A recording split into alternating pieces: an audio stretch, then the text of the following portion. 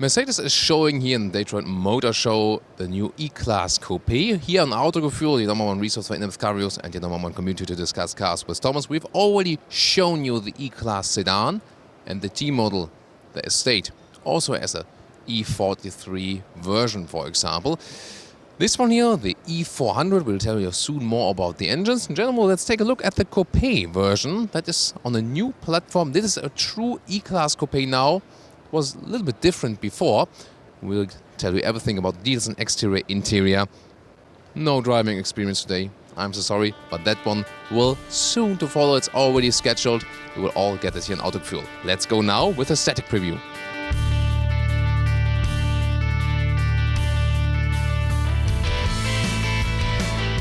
The E-Klasse Coupé will come with LED headlights from series production, just the multi-beam LED as we see it here now with for the high beam special stuff.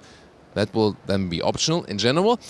The trim level is a little bit different if you compare it to the sedan, because the Coupé comes either in the Avant-Garde or in the AMG line package you can go for. This one here is the Avant-Garde. You see it here in this diamond pin grille. It would be rather my favorite. Also with a stronger lower end. The difference are not that huge actually, but you can switch it around a little bit. The Avant-Garde is already a little bit sportier, and the AMG line then again a little bit more aggressive. 4 meters 82 or 15'8", the total length of that vehicle means it's 10 centimeters shorter than the sedan version. However, 20 centimeters longer than the predecessor, and the reason is this is here really on the E-Klasse platform now. That's also more logical choice for sure. Before it was a CE mix, and there's a C-Klasse Coupé now, and so they have the E-Klasse Coupé. I will also ask one of the board members of Mercedes soon about this one here in our interview. Other than that, it comes with bigger alloys already. For example, 19-inch in the AMG line. Those ones here are the optional 20-inch, so even bigger appearance. The special thing here about the Coupé is, of course, here the frame around in the Coupé style, and it's a true Coupé as it is a two-door car, of course. Sometimes there are also four-door coupés, and then there's always a discussion, is it a coupé or not? Here, definitely one. And you see the roofline is really falling dramatically. That will reduce the headroom on the inside, but this car is really about, the elegant appearance, for example, from the outside. And surely a very beautiful piece of automotive art. Just a few design lines you see. No sharp design lines, more sensual. The bow here is on the height of the door handles. The door handle has a symbol here with a mobile phone. It can be opened just with a key serving as a mobile phone. Other way around, the mobile phone serving as a key. Then it continues all the way here to the big shoulders. So, and we'll soon come to the rear. Really beautiful car, isn't it? I have to admit that I do not like the current sedan taillights. So, for example, with the E-Klasse limousine, they look a little bit, clumsy. But this one here, the taillights with the Coupé is the same than with the C Coupé. They are horizontally drawn, look very modern, and I really would prefer that one. So that would, for me, be actually the main reason to go for the Coupé. So for this very Coupé, you will get a 4-cylinder diesel and a 4-cylinder petrol engine, and the E400 as it is here right now. That would be also, my car to go for, because this one here, 6-cylinder with 333 horsepower. So it's not the most exaggerated one, but, quite good for performance already. You're above 5, just around 5 seconds in the acceleration then. And this will surely be enough. And later on, there will also be a powerful one. No E43, no E63. My guess at the moment would be a so-called E50, then with about 400 horsepower at a later stage special for the Coupé version. Let's get inside, and of course this Coupé door will open very wide and also has a frameless glass as we used to from a Coupé. Wow, that really opens very wide. Have to see if you can, have a huge parking spot for that one. Then also wood on the interior here, nice color styling for sure. This is the Avant-Garde trim, as I said earlier, but this was optional with the animal skin package.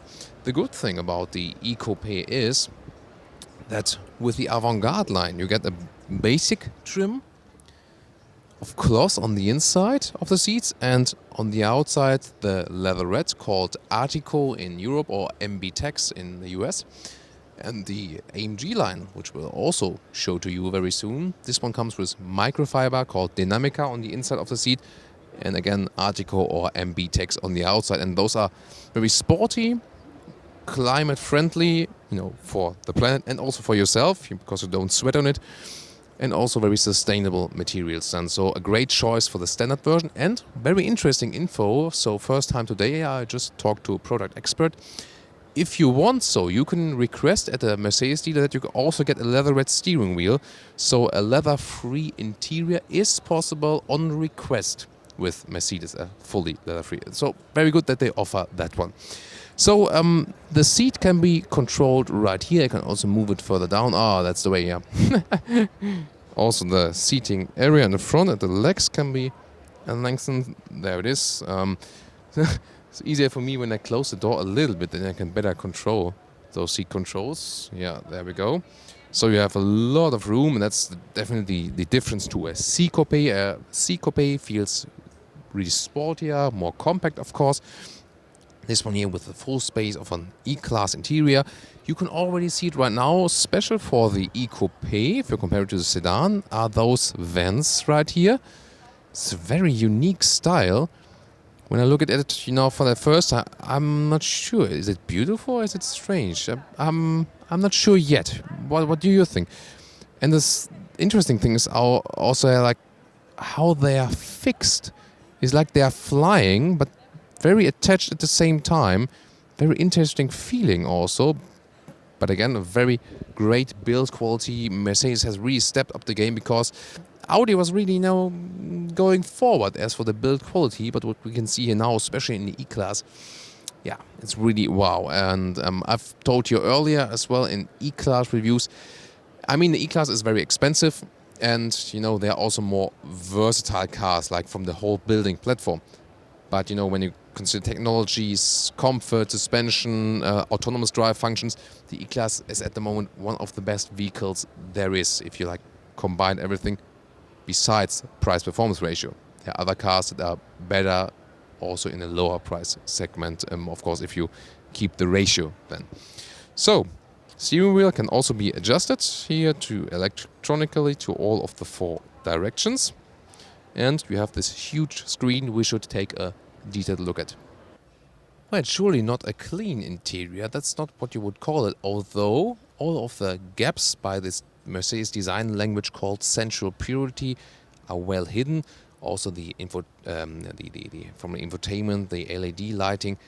You cannot see it right now here, but in our most recent episode, for example, of the AMG models of the E-Class, there you could see the ambient lighting is really awesome. And I mean, look at this sensual design language here. I think so beautiful. Of course, it could be a little bit overwhelming if you more prefer a very clean, simple surrounding. That's not for you.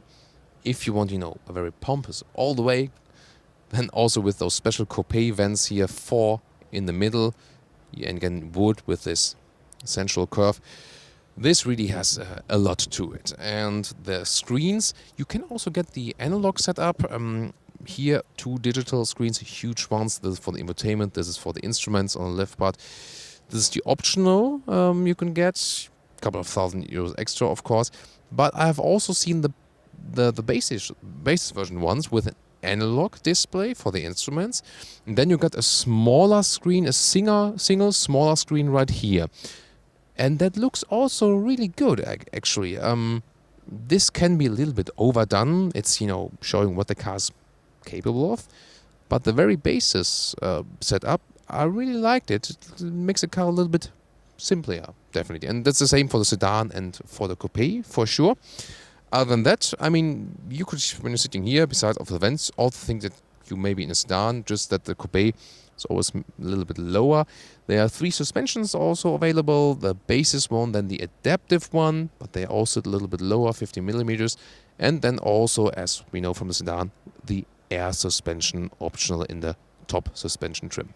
Such a beautiful car, but one disadvantage for sure. Well, you have a help here with the electric sliding function, but you've already seen from the leg room that was left. It's not really suitable for tall people. The sedan is, and the T model, the Estate, even more. Here you're also helped by the electric function of the seat, that the seat is sliding back. Yeah, so, well, it does work. I think in that way also a driver could also still sit. Legroom here, so that it does work. I'm amazed that it actually does work, so nice. Headroom also, because the rear of the roof is going upward a little bit. You see here there's a shade for the panoramic roof. Then we got from the Burmester sound system, another speaker, and the sound in the E-Klasse, to me at the moment class leading, the 3D sound system. Sometimes I really feel like I have to just get in the car and turn the sound system on. Probably, I'm always someone that could easily go for a base model of the car, but I think maybe we'll just go the base model and then pick the sound system, and that's it. And here, that's really interesting. They've designed it in a way that the roof is going upward again, and so with 1.86 m or 6'1", I can still sit here. That's very interesting, and so a good result. I did not expect that. And, for a Coupé, you sit relatively comfortable in here. The seat could be put a little bit higher than maybe if it would be suitable for the driver. But other than that, I think a good package for a Coupé. Yeah, it's, not the package is not the main aspect for that car. But if you want to go with 4 adults, that does work actually. In the middle part, there's no seat. There are some beveled shoulders. And also there are those fixations for the child seats on both of the seats. And also top tethers I see here right now. So putting 2 child seats in the rear would also easily work. And you could also heat the seats here. And speaking of versatility, what can we expect here? Whoa, that's the trunk. It flips up. And of course the loading possibility is limited, but doesn't look too different from the sedan. Goes wide in there. Below here there's some more space, and well, I mean, it's okay. If you want more space, you have to go for the Estate version. And here you can also release the flipping of the seats. That's not the most versatile solution. Would be better if they flip automatically. And because here, of course, you cannot access the rear seats that well. Then you have to go for the front seats, flip the front seat, and then get the back seats in your hand. There we go, and so this is, I'll show you the microphone. This would be the 2/3, 1/3 split, but you can also just split the middle part and use it as a ski hatch, so that would theoretically also be possible. Yeah, I mean, you have to live with the great look the car has. And then child seat test. So I mean, child safety test here, child seat as well earlier, and you see here, that is also, something the other manufacturers should consider. Mercedes had, I mean, look at that. It's always closing perfectly. But then again, if you just have little resistance here, it automatically stops. Well done, perfectly. Other manufacturers should really do it in this way. And now let's compare the second trim, the AMG line I've been talking of. Here with a special matte white finish, and the front grille is different. Here you can have the diamond pins. I really love that style. Therefore, I also prefer like E43 models, for example, or C43. I love that silver diamond pin grille. So beautiful. Too bad we don't have a 3D Mercedes logo here because the sensor is hidden beneath that. And there's the camera, but I will really like this front grille. And then also very strong here with the fake air intakes. There's nothing behind it, it's covered, but it looks good from the distance. So that's the different front with the AMG line. It's really a hard question. Which one should you really go for? The Avantgarde or AMG? Which one would you pick? Let's take a look at the side profile. Maybe we take the other side. This one has a better free look for you guys. So, for example, we've got 19-inch rims here, and they look bigger than the 20-inch we had on the Avantgarde. Of course, you can get them optionally. This one you can also get from a serial AMG line. They look even bigger than they are. So 19-inch is definitely already enough. This is, by the way, the Edition 1. So when Mercedes launches new cars, there's always an Edition 1 So limited edition from the very first cars you can get. But you can similarly spec that car later on, for example, here with black side mirror caps and also with the black frame here around the car. This is a so-called night package you can always go for, so you can also later spec that one. Door handles again, also good that the shoulders are accentuated in the white, and the matte finish really feels very interesting as well. So would you rather pick the red or the white one? Both are surely very beautiful. There's a really hard contrast for this one. Maybe it's a little bit too hard. I would also go with for Thomas Blue than with silver or chrome frames. That would be my pick. And then the rear also, here you can see it in the white version with those taillights horizontally drawn. By the way, those exhaust tips are rather fake. The real exhaust is hidden in there and just a little bit smaller. The big ones are fake. Almost everyone is doing that these days. And the big diffuser, again, that's the E400 in the AMG line. And a look on the inside, AMG line. As I said, the standard AMG trim would be then Dynamica microfiber on the inside and Artico faux leather or MB on the outside. This one again, the special edition 1 trim with animal skin. But the style you see is a little bit different, even sportier with this carbon fiber trim. A little bit you can also now see from the LED lighting. Those new air vents also correspond a little bit better, I think, with the carbon fiber than with the wood. I have somehow the impression. I mean, in general, I like wood in a car. It looks classy, but here the combination is also very interesting. Of course, harsh contrast here also with black and white. Is it too much or is it exactly right? What's your take on that? And flatted end steering wheel, so flat bottom, also another sporty detail. And the only thing here with the black middle console, where you have all the shiny black surfaces, it collects so much fingerprints, so I would maybe go for a brighter spec in this case. The car does not have power right now to open the roof here, but it is a panoramic roof that you can also open. It's just this version then optionally available. You can open it right here and then it would also slide back. It's different than with the S-Coupé. In the S-Coupé is fixed. Here you can also open it. And now we're joined by Ola Kalenios, Head of Research and Development for Mercedes, and we want to know what was the path the most research went into for the E-Coupé? This is the latest family member of the E-Class family, and obviously in this car it's a mixture about emotions and dynamics. So a lot of work went into the styling to create a car that says, wow, I want this car. But at the same time we have developed driving dynamics, widened the track and made a car that is really sporty. What was the reason to go for a, let's say, CE mixed platform to go for a real E-Class Coupé now? We launched the C-Class Coupe and the C-Class Cabrio recently and have that segment covered with 2 great products there. For this product, we have gone up to the E-Class full segment and also in terms of size, being able to seat 4 people comfortably. So I think we have the perfect, I would say, executive coupe here for our customers. And as the last question, engine-wise, I heard there will no be an E63 for the Coupé. Can you tell us anything about the very powerful version that's to come? We don't have an E63 on the cards, but we will have very powerful versions of this coupe for our customers. So there's a lot of choice from top to bottom. Okay, and is the E-Coupé and now completed the model line, or will there be any more derivatives for the E-Class? We have one more card up our sleeve. Stay tuned. Could be something with open top, I guess. Thank you very much. Thank you.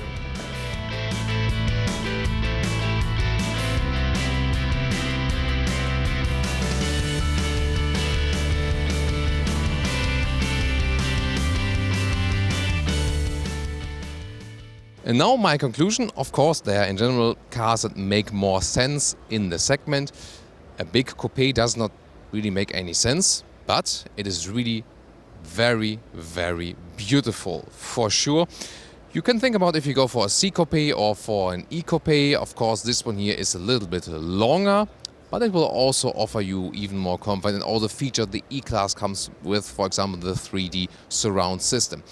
Greatest thing is that it also comes with a sustainable seat setup as a standard version, as I said earlier, and you can also optionally get by request a complete leather-free interior. And Mercedes and Tesla are really leading nowadays with offering luxury cars, also with sustainable seating solutions. It just has to be transported even more by the manufacturer, demanded by the customer, and also, of course, told by journalists like us. The interior, very luxurious, more space in the rear than I would have expected, actually. I mean, the car is a little bit shorter than the sedan version, and I could very well sit in the rear, so was also positively surprised by that.